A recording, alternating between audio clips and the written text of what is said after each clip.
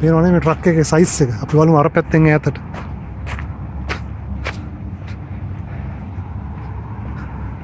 මැඩ් Max බලමු. මේ තියෙන වල් වැදිච්ච කාර් එකක්. අපිට හිතන්නේ මේක සොම්බි කෙනෙක් මේ කාර් එක ඇතුලෙන් එළියට එයි කියලානේ. අර තියෙන සොම්බි ට්‍රක් එක. අනිකරම මෙතන වෙනම කන්සෙප්ට් එකක් යන්නේ. ලංකාවේ මැති ඇමතුරුන්ගේ හොරකම් කරපු වාහන සහ අතරමඟ දාලා ගියේ ඒවයි.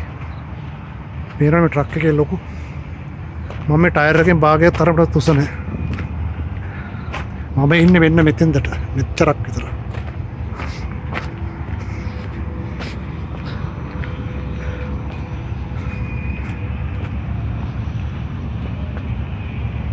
සොම්බි ඩෙලික වෑන් එකකුත් තියෙනවා. කොහොමද වැඩේ?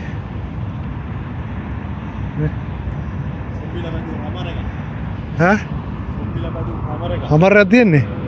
සොම්බිලා පැදපු හමර් එක. මේ ලංකාවේ හොරකම් කරලා අතෑරලා දාලා ගිය වාහන රජයේ ආයතනවල ගිරාපත් වෙන වාහන වලින් මෙන්න මෙහෙම දෙයක් කරුන් නරකද?